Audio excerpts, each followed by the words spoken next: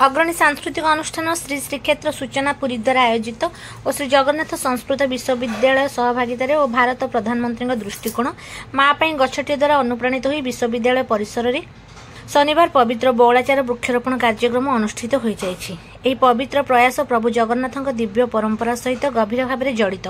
बकुल गछर अपार आध्यात्मिक गुरुत्व रही कारण यार काठ श्रीजीव मान सेनापटा और बाहुट निर्माण में व्यवहृत हुए। स्नान यात्रा, रथयात्रा और पहंडी शोभायात्रा किंवदंती अनुसार प्रभु जगन्नाथ थरे जड़े वन ऋषि को प्रतिश्रुति देते जंगल बकुल गछ सबुदिन दिव्य कवच व्यवहृत हो जहाँ जंगल अनंत स्मृति को सुनिश्चित कर प्रकृति परंपरा एवं मातृत्व मध्य अनंत बंधन को पालन करुवा वृक्ष एक आध्यात्मिक भाव में समृद्ध और सांस्कृतिक भाव में गुरुत्वपूर्ण। अनुष्ठान अध्यक्ष प्रोफेसर हरेकृष्ण शतपथी अध्यक्षतार अनुष्ठित यह समारोह में मुख्य अतिथि भाव जोगदेइथिले सांसद डॉक्टर संबित पात्र।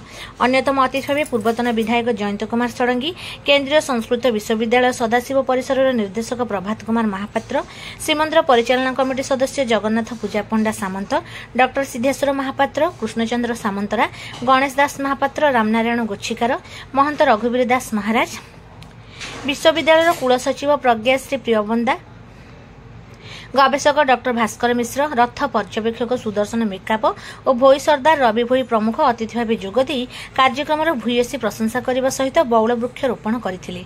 अनुष्ठान साधारण संपादक राजेश कुमार महांती स्वागत भाषण एवं विश्वविद्यालय कुलपति प्रसन्न कुमार स्वाई अतिथि परिचय प्रदान करथिले।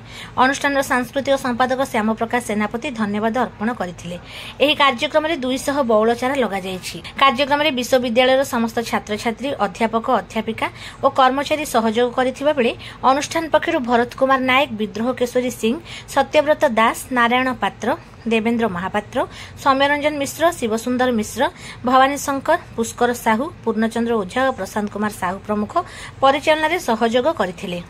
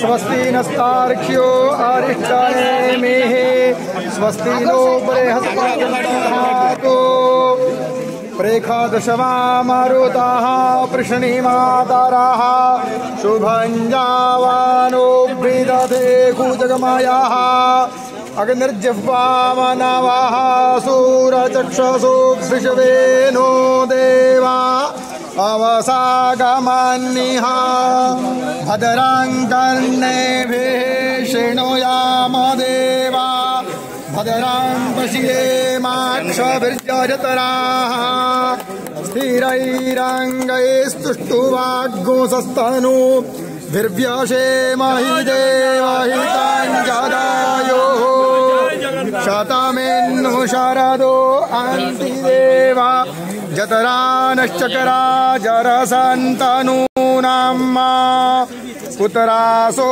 जतरा पितरो भवन्ति मानो।